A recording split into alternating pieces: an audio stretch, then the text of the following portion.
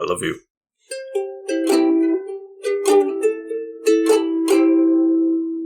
Welcome back to the Couch Potatoes. I am the Green Traveler from Gorsh. And I am the Faceless Leone. An experiment. I definitely left off like there was going to be more there. You did, and I was waiting for it, but then I was like, okay, my it's brain my was turn. My brain was trying so hard to think of something, and then it just hit a brick wall and was just like crashed. I was like Mitch McConnell for a second there. So this is a podcast about movies and TV called Green and Faceless on the Couch. And if you couldn't tell, we haven't done this for a little while. But yeah. So I do feel like a little bit of an explanation is warranted, and you know it's kind of bummers, but we were first just taking a break because we were falling behind and decided that an easy way to fix it was to take a break. And then, unfortunately, my poor dog Garlic got hit by a car, and while I needed some time to grieve, and that's all I'm going to say about that. And that's fair. We respect and love you. Thank you. And I'm sure all of our listeners out there will understand. I'm sure they will. It's been rough. And this one's for Garlic. This one's for Garlic. It's got a boy who turns into a dog in the next movie. In the next movie, that's right, yeah. It's about him. It's about him. This is not about anyone else. This is usually our favorite time of the year, and you know, I am getting excited about it. And so, you know, we love to do scary movies or monster movies of some sort during this time of year. Indeed. It's Halloween. It's the scary season. So this year we are going to celebrate by watching Twilight Saga. Yeah. You talked me into it. No. And I don't have any particular love for these films. I just thought it would be funny. It would be funny. And I need to get it out up front. A lot of people are immediately going to be like, oh, I bet Greg's going to hate this one. They hate all these films that we enjoy for fun.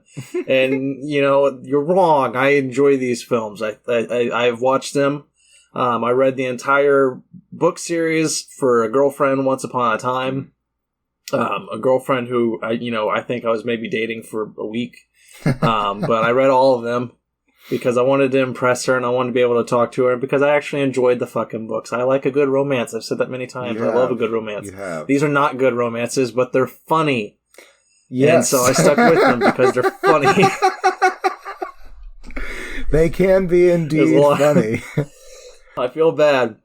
No, it was like you and I got to watch this together with your lovely wife, and it was kind of like, you know, Mystery Science Theater. Like that's how it always is watching movies with me because I can't shut up. But like it was just me riffing on this movie like every fucking 5 seconds. Like it was so funny. Some pretty good moments together when we watched it. Oh my god, one that made us cry. We'll try to remember it when we get to it. My goodness. I will say up front, I do not hate these films. If you're worried about me trashing these films, I will be trashing them. But it's out of love. Yeah. I enjoy watching them. But no, this is my favorite time of the year. I was going to say earlier, I used to have a Hollywood movie marathon. Every single day of October, I would watch a horror movie. I worked part-time, and I was able to do that back then. Yeah. Sadly, I work full-time and have had to figure out how to adjust to make that happen. And, you know, with the pandemic, that meant that the last 3 years, I basically haven't done a Halloween horror movie marathon, which has been very sad. But it's coming back this year. Nice. I'm trying to watch as many as I can. It's not going to be every day because that's just impossible when you work full-time. Sure. But I'm very excited to make 5 of those movies Twilight films. The horror! So... oh, the horror. So what? There's bats. There's werewolves. There's bats. Werewolves. Oh, wait, sorry. I said bats. Yeah, vampires. Vampires. And there's glimmering skin and sunlight. I'm just so excited. X-Men powers. X-Men powers. That's right. I forgot. And Batman's in it. But... And Batman is in it. Yeah, I made a lot of on Batman jokes. I'm sorry, Rob Pat. You are a Sarah. much better Batman than you were in Edward Cullen. Watch this with my wife every 5 minutes. I'm Batman. Both of us. Batman. It was really both of us. Oh, we're such dorks. There's so many good moments.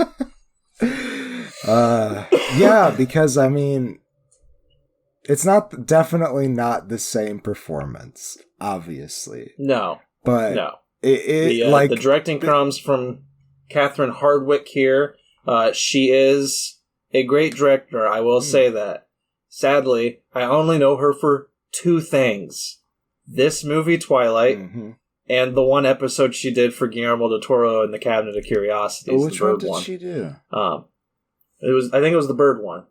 The very last. Do you remember the very last one? I think. Let me double check that real quick because I don't want to. Oh, never mind. She did the Dreams in the Witch House. She didn't. That was hers. Murmur. That's the one with Rupert Grint, isn't it? I think so. I think you are right. Oh man, my brain! I'm so fried from work today. I remember kind of you actually thinking that wasn't your favorite of the Cabinet of Curiosities. But yeah, I do remember that the Rupert Grint one at least was definitely one where I was just like, yeah, it was. Yep, I just found it in Rupert Grint. Yeah, it was all right. I'm sorry, Catherine Hardwicke. I mean, you are a good director. I will admit, but Rob Pat has struggled very hard to put the Twilight years behind him, and for good reason. And that a lot of that, in my opinion, comes from the direction. I think there's just a lot of moments where they wanted this, this cold, emotionless vampire feel, and what came across was, I'm a little brain dead. You smell bad. You smell bad. But he was supposed to look like that she smelled bad. So he had to come up with a way that it wasn't just that. And what he added to it definitely just came off so weird. Just so came across weird. As I'm brain dead. Hey, listen. He is undead. So. Is it a joke? I'm not sure. So. Damn, son. Let us dive into the plot. If you haven't listened to our show before, we talk about the plot of the movie like you've never watched the movie before, and maybe you might want to watch it. And we try not to spoil too much, and if we decide we have to, we will go and behind a wall. I don't know why I decided we needed to explain that. But also, if you liked this explanation and this episode so far, you can go to patreon.com/greenandfaceless and support our show. That's true. That would be wonderful. Indeed.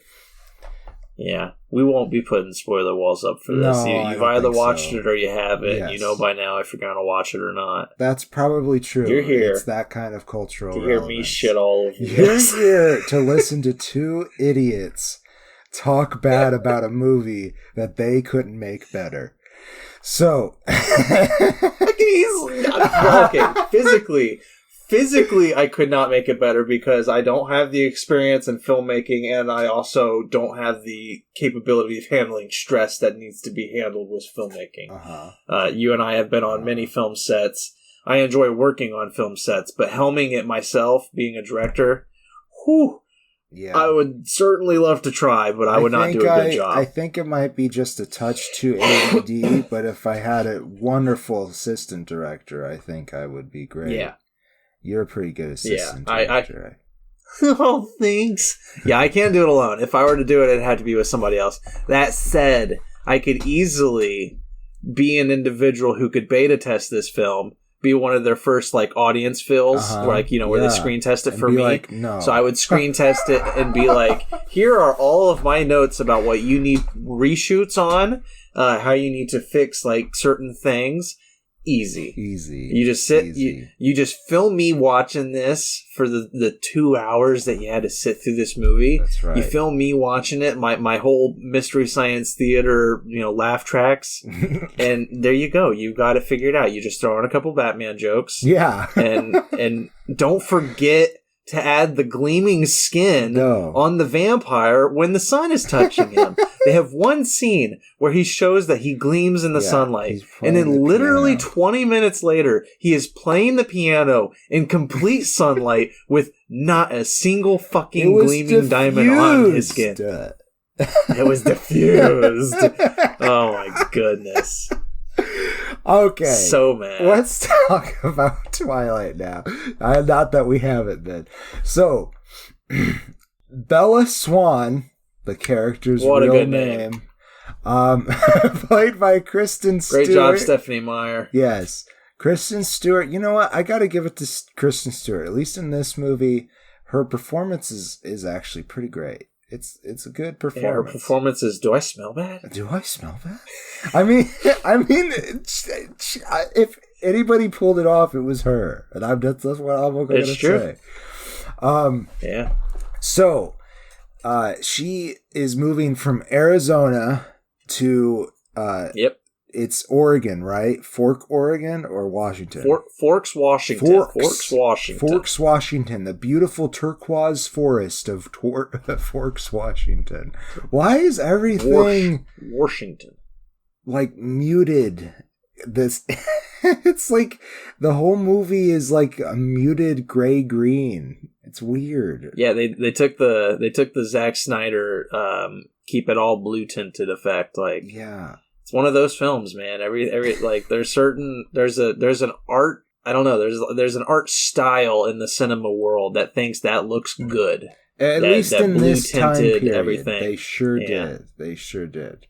And it's just like, I mean, it's just like there's a lot of like grayscale things, and it's like for certain movies, grayscale works beautifully. Children of Men, like that is a bleak movie. It's supposed to be grayscale. Like, it's like there's color in it, obviously, but like, it seems like it's a little sapped of color. Justice League is supposed to, it's a superhero film, but there's supposed to be some kind of hope in it. It can't be colorful. No color at all. It's just all blue tinted. It's just like, Zach, what are you doing, man? Stop it. But this wasn't Zach's choice, to be fair. No, this is Chris Hardwick, whatever, Christina Hardwick, Catherine Hardwick. We just talked about it. I'm so sorry, Catherine. So anyhow, she moves out to Forks, and she can't stand that it's cold and wet. She hates cold, wet things. She's the one who decided wet, to do hard this. Things. She's the one who decided, I'm going to go live with my dad. And her dad is and why? Charlie Swan, played by Billy Burke, and he's a cop. He's a Northwest cop dad, and with a great mustache. That's correct. You can't go wrong with that. He gives her a truck. It's a very important character trait. He gives her a truck, and he makes sure it has no that's tires. Right, yeah. And that's how he shows his love. And it's true. It's true. So she's going to school at this new high school, and people are treating her pretty well. Like this group of kids that you're supposed to care about, maybe. All the guys want to sleep with her, and all the girls are just gossipy. But none of them really matter. Like there are storyline elements with them, but like it didn't. They're just Anna Kendrick. Anna Kendrick is not in this. I saw that she's not in this. Oh, you're right. She's not in this one. Yeah, she doesn't. Yeah, somebody asked her. I remember somebody asked her in an interview. She wasn't in this franchise. There was someone who looks a lot like Anna Kendrick. That's right. In this. Who plays Jessica? It's actually she had a name. It's actually Canna Endrick. Canna Endrick. It's that weird AE merged. Yeah, I'm not very good with that. Yeah. She's Scandinavian. High quality jokes here at Green and Faceless. She's Scandinavian, but she has a great American accent. Kana. Yes, I'm Kana. All right, moving on. These high school kids don't really matter. The high school kids that do matter are these adults that play vampires. And yes, one is Renee, played by Sarah Clark. I forget the rest. This is a weird choice first. I don't know. This is the order that I am. Wait, Renee, that's her mom. Her mom you're Renee. right. Fuck. And Phil's her stepdad. I'm going down. They have all the Cullens together. So the Cullen family are a group of adolescents, apparently, and they are going, like, how many times have they gone to school? Do you think they're like, you know what, I think it's been a while, I think maybe I should brush up on what people have learned? And I really don't understand a lot of the thought that went into this franchise, because that should have been the first problem that Stephanie Meyer came across when she had vampires in high school. But they're not. If they're 80 years old, why are they still going to school? He's had his learning. He's like, I'd understand if he was like 120 stupid, and he was like, you know, maybe I should learn something new, but. Yeah, well, especially it would make sense if they were the new kids. Like, let's say they have to move around a lot. That would make sense. They did. Except the Colons have a beautiful home that they have established for years already. Right. Yeah, but apparently they have just moved in. But I think that was just to enroll the kids into school again, and something like that. But obviously, it's really dumb. Let's get to the quicket. I think, I don't even know if that's an expression. Edward Cullen is played by Robert Pattinson, and it turns out that he can smell real good, and baby, and he smells. He can read minds. He can also. All vampires have their own weird power, their own specific. But they also, it's related to them. Can be really fast and really strong, and really strong, and drink blood because they have to blood. But they're vegetarian vampires because they don't drink human blood; they drink animal blood. Of course, vegetarianism. That's just not cannibalism. That's what they call it. It's a line in the movie. He says, "We're vegetarian because we only consume animal blood, of course." And he says, "Of course." Of course. And it's just like it's one of those dumb writing moments where it's like, I get you're trying to make a joke, but it's just not coming across as a joke at all. Kristen Stewart is over here with a giant bun with a giant leaf of lettuce, half a tomato, and 3 rings of onion. Dude, that bothered me so much. I had to almost pause the movie, I think, to be like, is there just a fucking lettuce on her bun? Like because her character's vegetarian, actual vegetarian, as in she only eats veggies and fruits and stuff, non-animal products. And it's so funny because it's like, it's literally like she got a Big Mac and just had the hamburger removed. Right? Yeah. It's like, who the fuck eats that? And I was eating Subway, and I'm vegetarian, so I was eating the Subway sandwich that had spinach on it. So it's like, I really can't say much, but it's like I'm looking at her with hamburger bun and lettuce, and it just looks wrong. It does. And it's not, okay, Subway, to be fair, like with the sauces they have, it's kind of like a salad on bread. So that's a little bit different. Exactly. But and I had their Italian herbs and cheese. This is not a sponsor for Subway. Don't eat Subway. It smells bad. But don't sue us, Subway. Sponsor us, and I'll correct myself. They're never gonna sponsor us now. But I was having their Italian herbs and cheese bread, so it's like the bread itself makes it a little bit different too, because it's like, I can't argue. It's really, it's a dumb thing for me to make fun of her for, but it was really funny. Yes.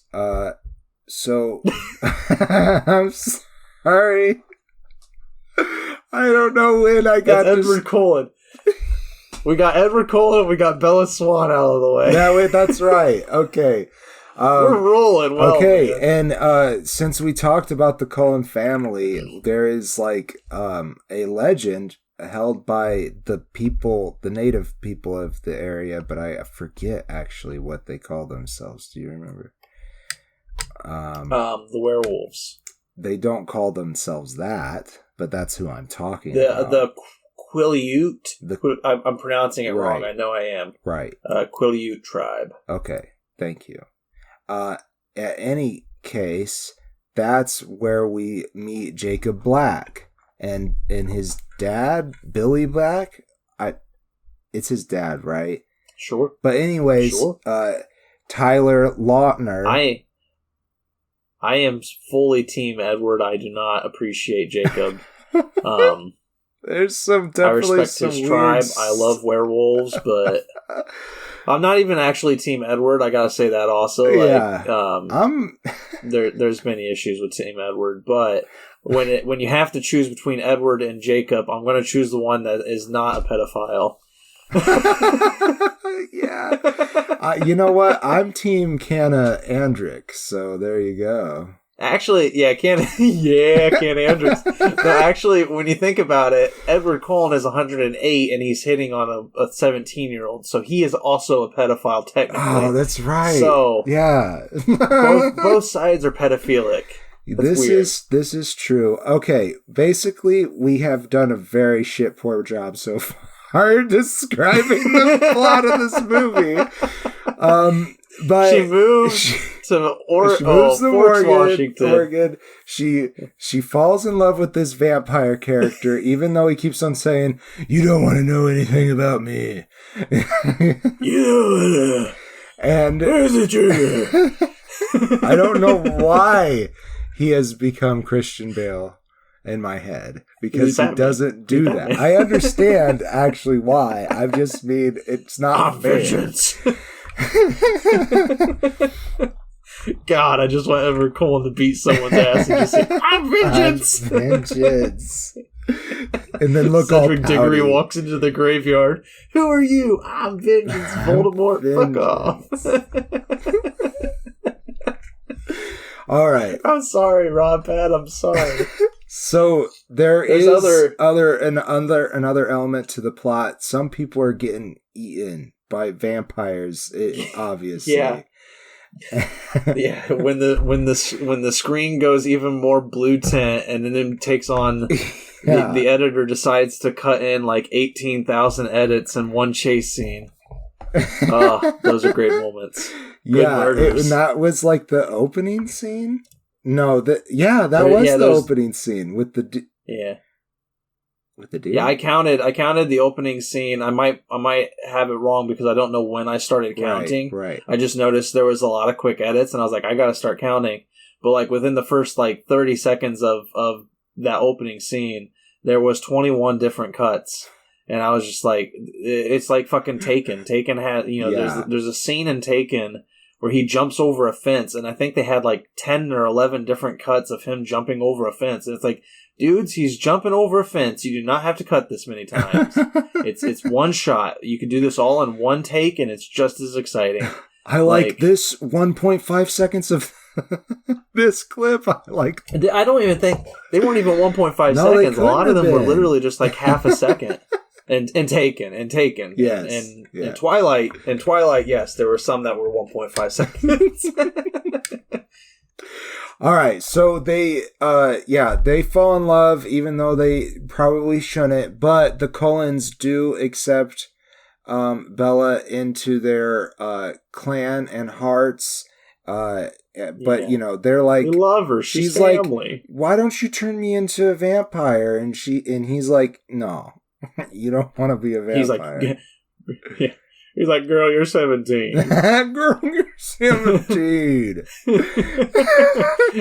Let's wait until you're of age. That way I feel a little less weird about this. Yes, that's fair. And he that's the other thing. Is like, I made the joke many times that I really wish that true love was this fucking easy, because there's so many times where Edward just says the wrong fucking thing, where he's just like, yeah, I've been sneaking into your bedroom and watching you for the past 2 months while you sleep.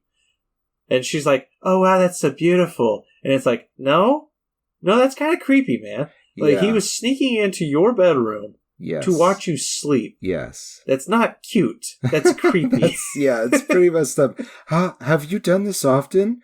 Just the past few months. God damn. It's fucked up. Why did you write this, Stephanie Meyer? Because she was horny. Yeah. And it sold well.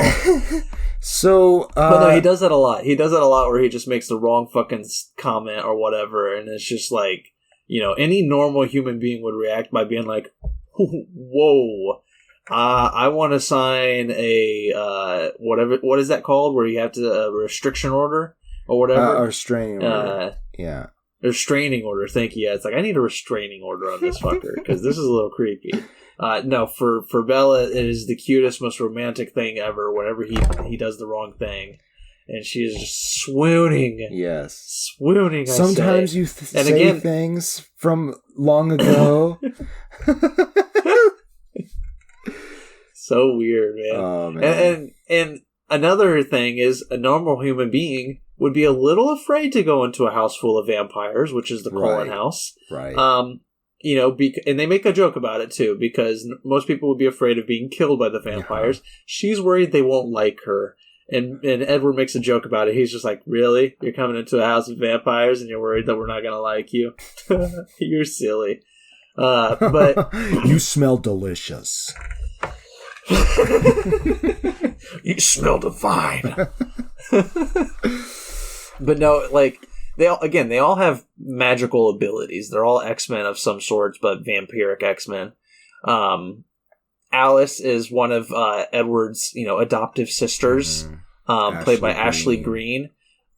She can see the future based on decisions people will make, but she can't see Bella's future. She can see Bella in the future at times. Also, Rob Pat can't read her mind either. Yes. Yeah, he can't read her mind, and that's why he's super interested in her, because, one, he's really attracted to her, and two, he has no idea what she's thinking, and that is such a goddamn relief for him, because he knows what everybody's thinking, and it's annoying. Oh, yeah, exactly. She's a mystery.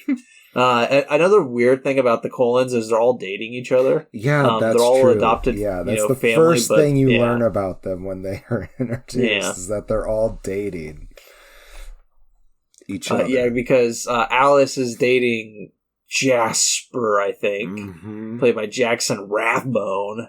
I don't remember what Jackson's superpower is. Strong? It's emotions. He can manipulate emotions. That's right. But he is the newest member, and he is still struggling to not want to drink human blood all the time. And that comes across as him being like a tweaked out drug addict all the fucking time.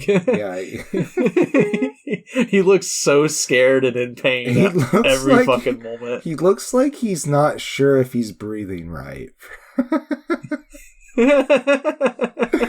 He's just like, is my chest moving enough? Oh god. Oh, it's so sad.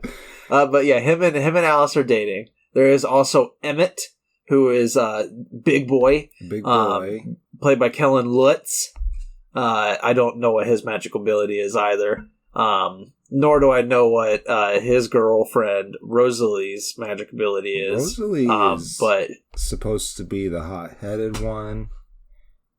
Yeah. She's very catty. She's always wanting, she's always pissed off, always annoyed. She's like she's played by Nikki Reed. And she's like the Karen of the family. It's like, I want to speak to your manager. Yeah, for sure. That kind of a person. Who else is there? I guess there's the parents. There's Carlisle, the doctor, played by Peter Facinelli. And Esme, Carlisle's wife, played by Elizabeth Reeser. I don't know what the fuck their X-Men superpower is. He's a great doctor. Maybe it's that. Maybe he's good at healing. That could be. But we got a lot of movies to go. Maybe we'll find out. Maybe we won't. Yeah. Who knows? So, I think to wrap up our plot, will say, you know, they bump into these vampires that have been going around killing people, and there's some some major conflict that goes on there, and there's a fight scene, and then there's a dance. Yeah. Yep, that's true. There is a dance. There's like almost immediately after. Yep. We mentioned the Jacob Black and his tribe of werewolf family.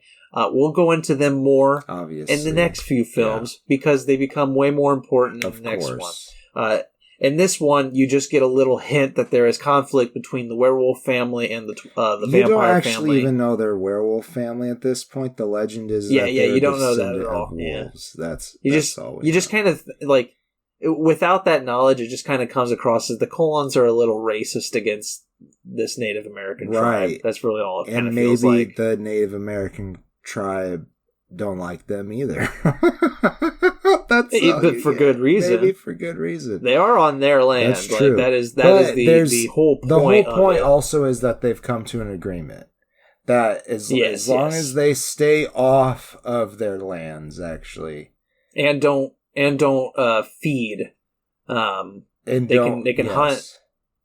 They're not allowed to eat people. I think it's part of the people. Yeah, exactly. Agreement. Yeah. They can eat the deer all they like. Yeah. That's fine. That's fine. Okay. Closing statements. It's absolutely ridiculous. Like it's such a goofy fucking movie.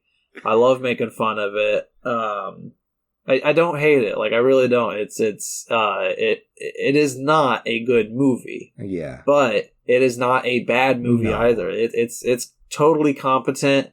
It's decently done.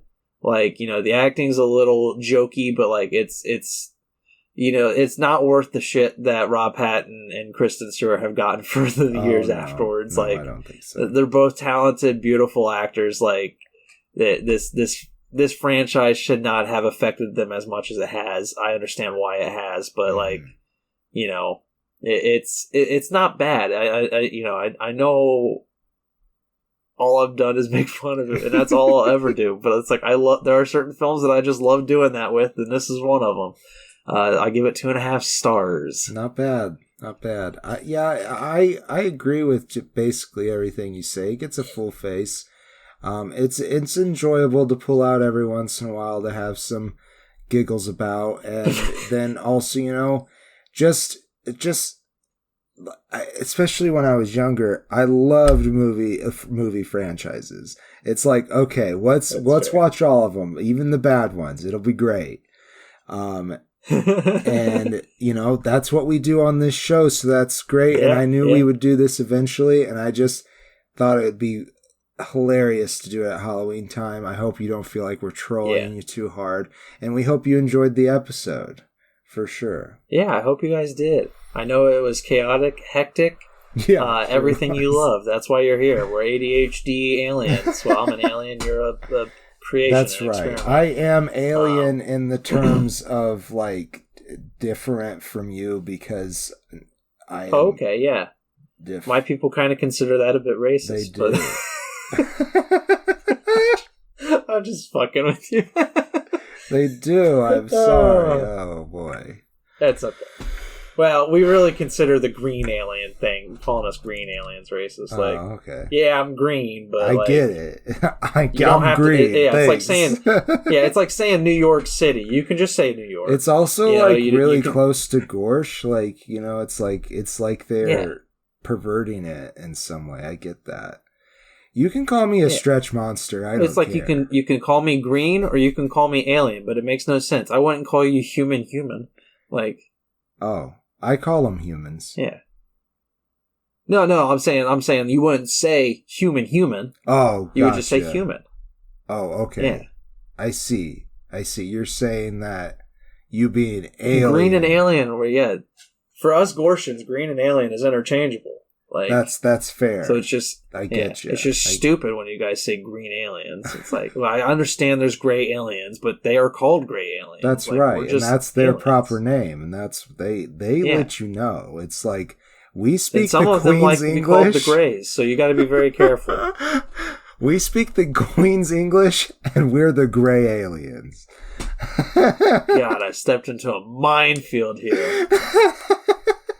All right, that's the show. Thank you for listening. That's the show. We do hope you enjoyed we'll be back with, what's the next one? It's not... it's New Moon. New Moon. That's right. New Moon. I think that's a good hint of what becomes important.